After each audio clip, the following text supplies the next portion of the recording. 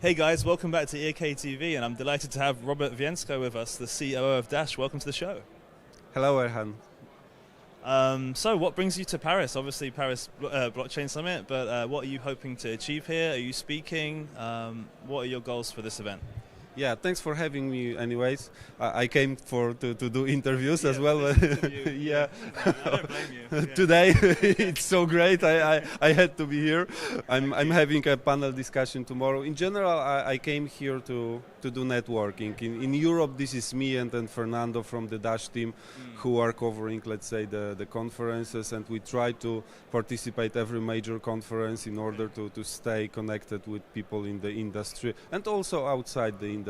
We also participate conferences related to payments industry and financial industry overall.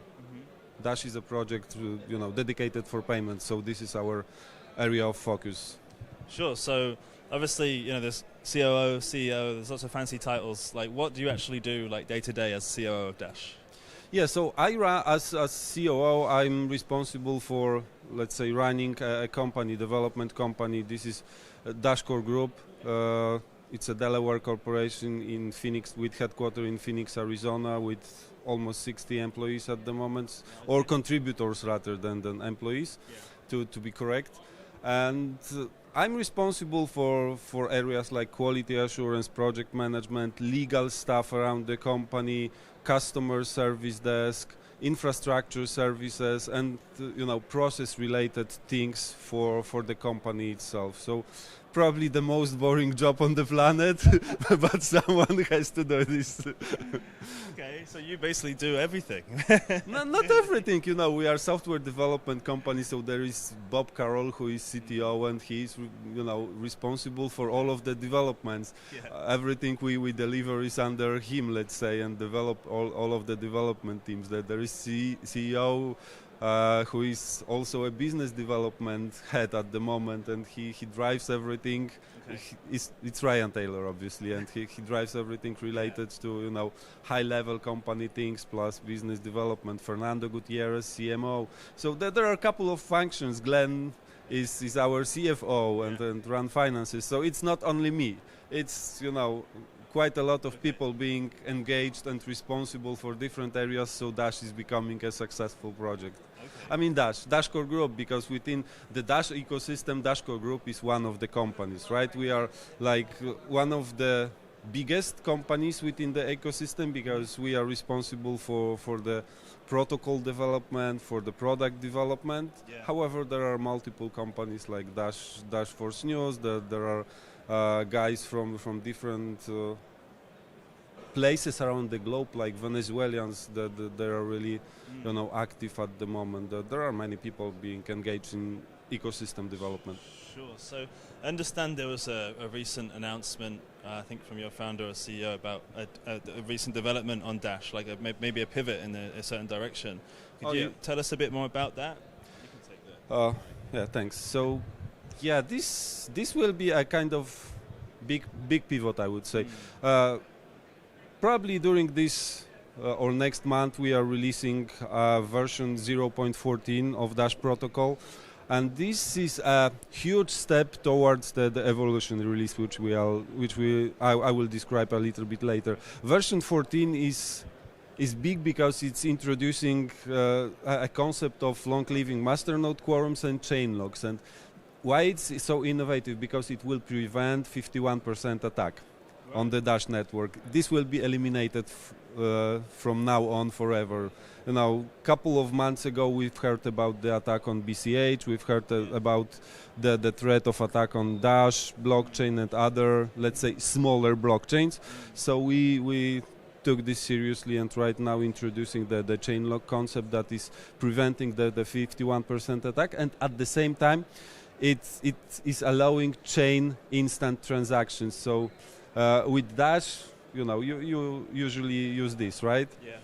And so far you had to wait a little bit before you are trying to spend your money that you purchased on ITM or received from someone, sure. right? You basically had to wait for 6 confirmations on the blockchain. Right now, after version 14, it won't be necessary. You will have an opportunity to use it immediately. So for payment sector, it's really brilliant. It's really important. But even bigger thing is coming. Evolution release. It will be version 1.0 for Dash. And we are introducing completely new concept for cryptocurrencies. No more huge addresses, huge cryptographic addresses. Right. Instead, user accounts stored in the blockchain.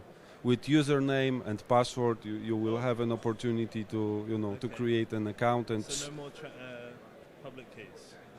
You will have public keys, right. But at the same time you will have an account. So it's up to you to use public key or an account. Account is much easier to remember. It's something what the mainstream user got used to, right? They use Google, they use Facebook, they use PayPal for payments, and all of this works with account. I still never remember my password. Yeah, sure. You can store your password in any tool, right? The important thing is the fact that it's not this big address that it's impossible to remember. It's that there is no way to remember one, and sometimes you use 10 of them or 20. Yeah. You should use a new one every time you do a transaction, actually, right? So we are resolving this problem with user accounts, and it gives a lot of simplicity. We will be introducing a new concept of wallet called Dash Pay Wallet, and it will be very simple wallet like PayPal is, like Venmo is, and it's actually for mainstream adoption. We are introducing the entire infrastructure behind the protocol. This will be actually a platform to simplify an experience with cryptocurrency. On one side for user, with all of these user accounts, with list of friends stored in the wallet in blockchain, and you will have an opportunity to invite your friend to join and open an account. And at the same time, we are introducing a lot of simplification on the merchant side. So you will have an opportunity to integrate with Dash within an hours, maximum 1 day for really complicated integrations, because we are introducing decentralized APIs, software development kits in native languages. Also a lot of we are going to develop plugins for the major e-commerce sites, and many like ideas that will simplify an experience with cryptocurrencies. And we hope it will be a huge step forward towards the mainstream adoption of cryptocurrencies. That's basically it for this year. Of course, we are having more. Oh well, a lot in 1 year. we do work. We are working on this since 2 years. So it's not like it's something new. We have introduced the concept of evolution in 2016, and right now the development process is going to be like closed for the first phase for MVP. Of course, we are having a lot of ideas on how to develop on top of evolution.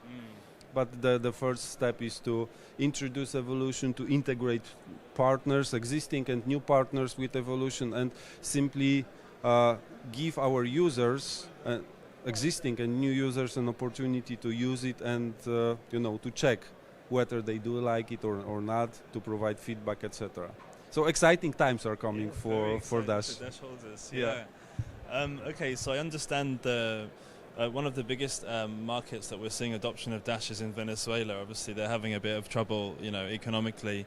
How were you expecting to see that for a start? And secondly, where are you expecting to see, more markets? Are we saying that basically any economy that gets hit with a recession is like a good, area for Dash to be, adopted? Yeah.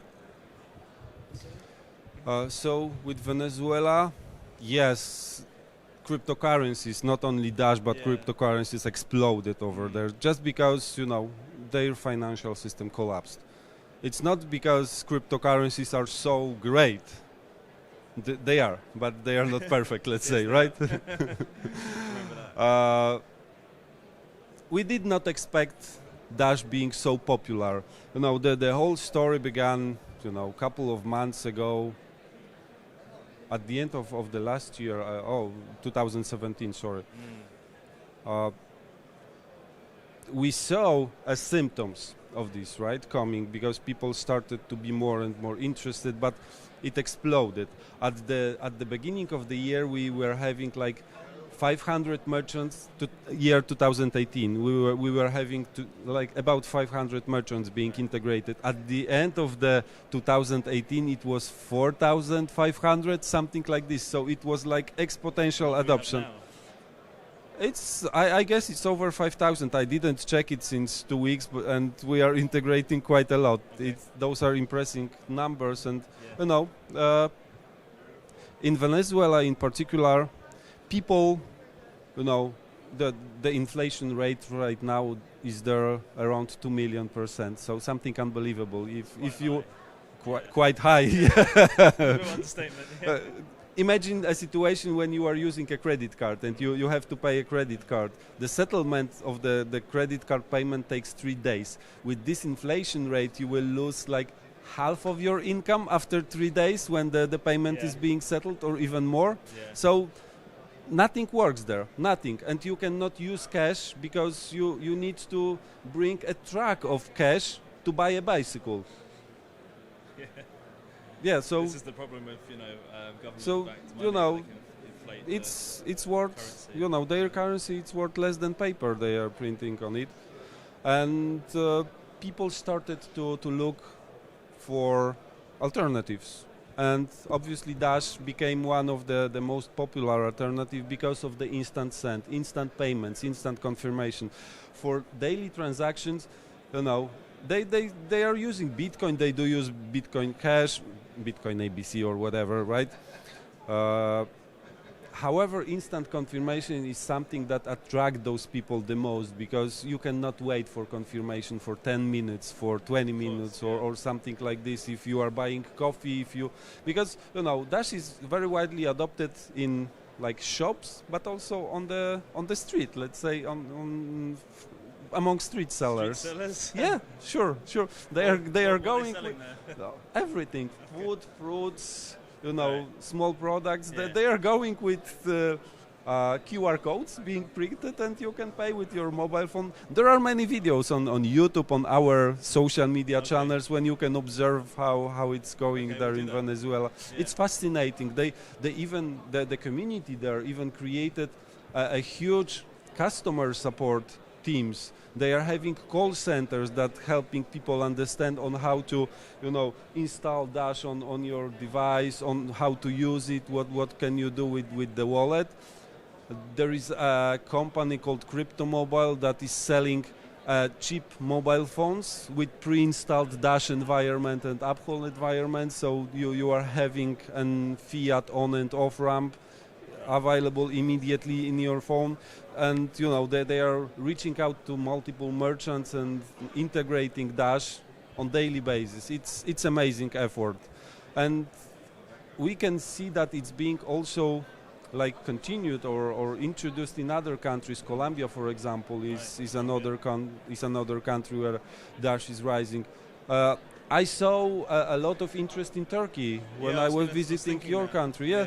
Like 2-3 months ago, I was visiting Ankara, and people were like amazed with Dash. We have even established a Turkish embassy of Dash in there. Yeah. Ankara. Yeah. Is there a big community there?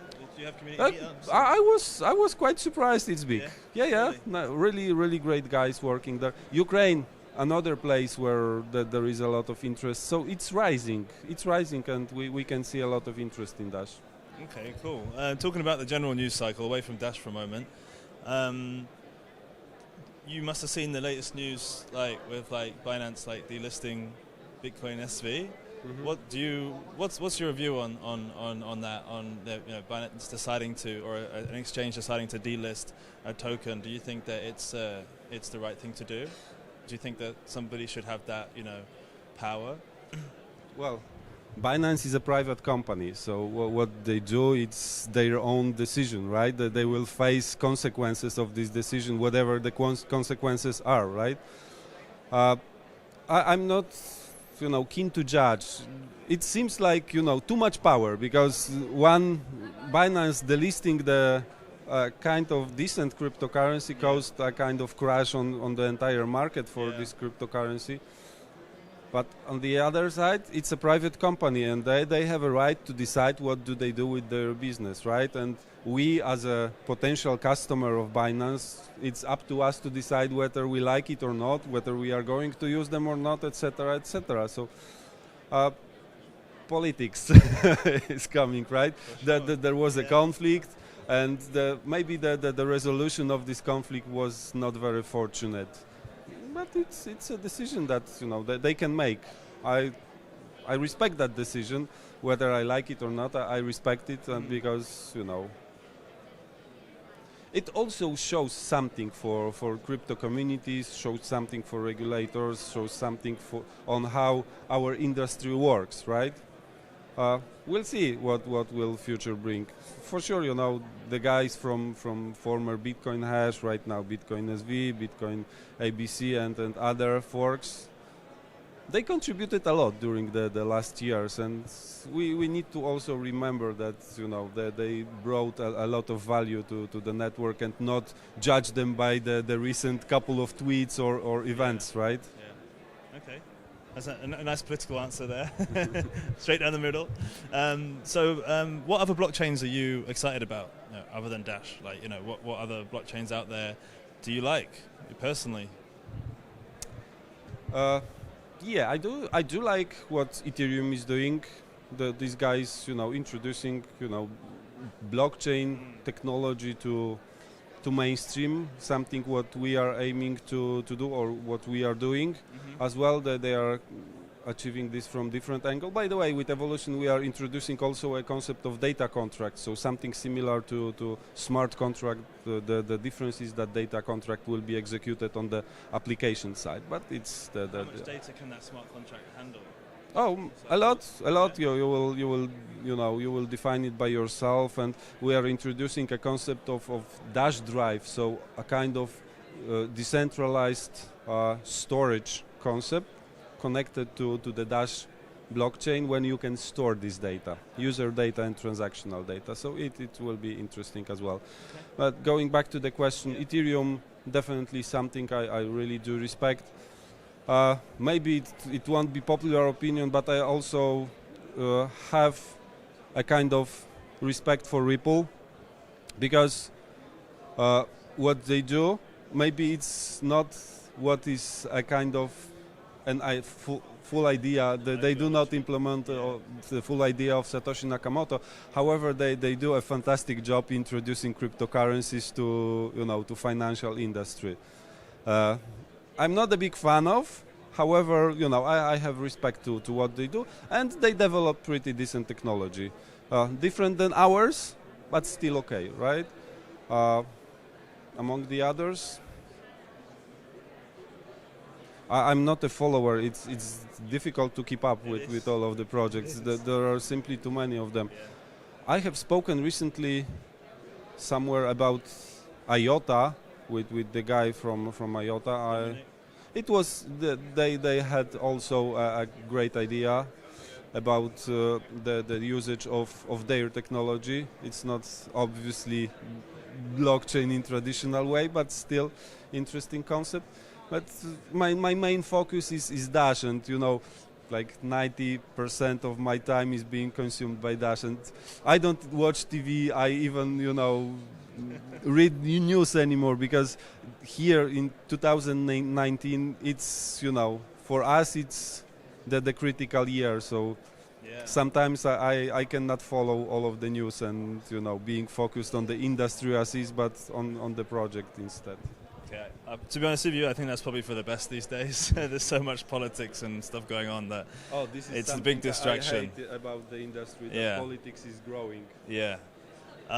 So finally, is there any kind of any message that you want to send to Dash holders right now? I know we've spoken about some new updates, but anything at all that can fill them with joy when they're buying more Dash, or just anything at all that you want to share with the community? Well, Dash was never about holders, buy and sell, trading, etc.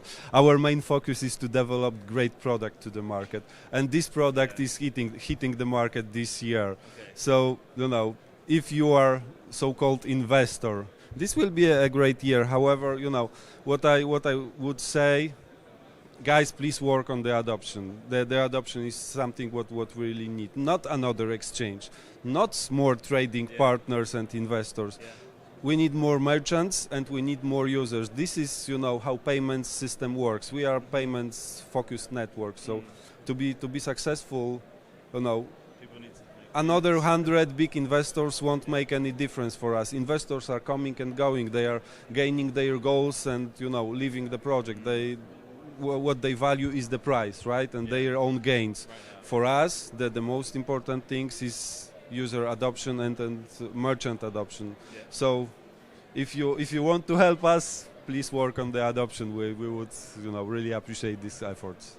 Final question. Can you tell us one opinion that you have around cryptocurrencies or blockchain that you believe, maybe only you believe it, or maybe a small amount of people believe it, but like a controversial opinion that you might have, or a prediction that you might have that maybe is only held by yourself? Predictions. It's impossible to have the predictions in this industry. It's changing so rapidly that having any predictions is like being naive.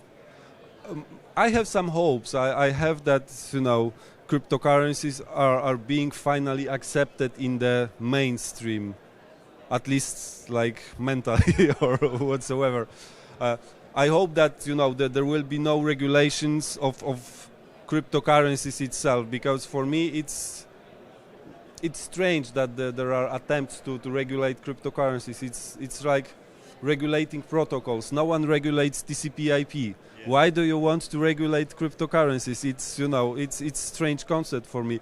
You can regulate business that using these payments. You can regulate the companies, but attempt to regulate cryptocurrencies, for me it's a kind of it's being set for failure, because to regulate something what is borderless by definition and peer-to-peer, well, good luck with this. I hope that regulators will finally understand and will start to work closer with us in order to develop the concept on how to introduce this great technology to mainstream user and to mainstream companies, and not harm them, let's say, at the same time. So I hope for more cooperation and more adoption. And well, I don't think it's unpopular or controversial. I simply work on we have started this project and Bitcoin was started to improve something what was broken in 2008, right? Yeah. And we still have this goal, and we hope that we will fix at least the small part of this industry and world. Cool. Okay. Well, we'll be watching that closely, Robert, and good luck with that. Thank you very much. So, guys, that's EAK TV. Robert, thanks so much for joining us. Subscribe below, and we'll see you next time.